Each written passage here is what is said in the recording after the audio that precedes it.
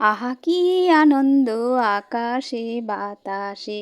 আনন্দই বটে। মেয়েদের হাতে যদি শাড়ি আর গয়না আসে তো তার থেকে আর আনন্দের কি হয় বলুন তো। এটা মনে হয় কম বেশি অনেক মেয়েকে মনে হয়। তো আমার তো হয়, শাড়ি পেলে তো আমি খুব আনন্দই পাই। তো যাই হোক, পুরো ভিডিওটা দেখুন, তবে আনন্দ দীর্ঘস্থায়ী নয়, তাই না? আনন্দর পরে দুঃখও আসে, তো না, দুঃখ খুব একটা পেতে হবে বলে মনে হয় না।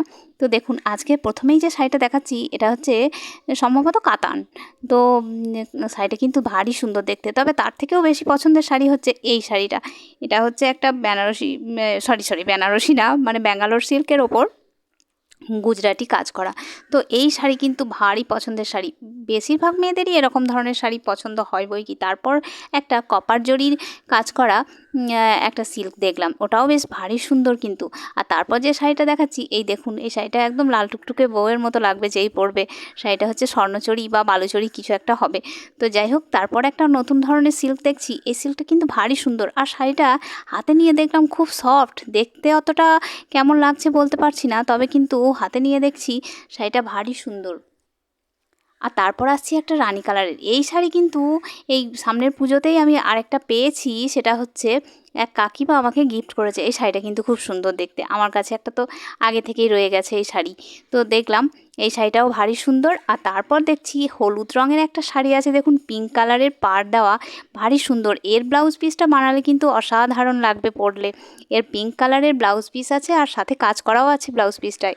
আর তারপর যে শাড়িটা দেখাবো সেটা হচ্ছে এই দেখুন, এটা হচ্ছে 3D শাড়ি। শাড়িটা কিন্তু খুব সফট, খুবই সফট আর ভারী সুন্দর লাগবে পরলে কিন্তু। ব্লাউজ পিস যদি বোটনেকের গ্লাস হাত দিয়ে ব্লাউজ পিস বানানো যায়, ব্লাউজ বানানো যায়, তাহলে তো দারুণ সুন্দর লাগবে।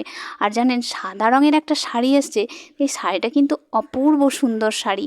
এই দেখুন, খুব সুন্দর গোল্ডেন কালারের কাজ করা আছে সুতো দিয়ে, আর খুব সুন্দর। তারপর আছে হ্যান্ডলুমের শাড়ি, আর এই হ্যান্ডলুমটাও কিন্তু কালারটা ভারী মিষ্টি, বেশ গ্রিন কালার, বেশ ভালো লাগছে কিন্তু।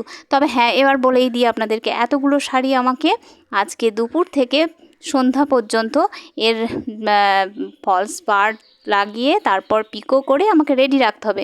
আর হ্যাঁ, এই শাড়িগুলোর সমস্ত শাড়ির ব্লাউজ বানাতে হবে, তো সেটাও হচ্ছে আমাকে 1 সপ্তাহ টাইমের মধ্যে আমাকে বানাতে হবে। দেখলেন তো অনেকগুলো শাড়ি, এরপরে কিন্তু অন্য কাজ থেকেই থাকে।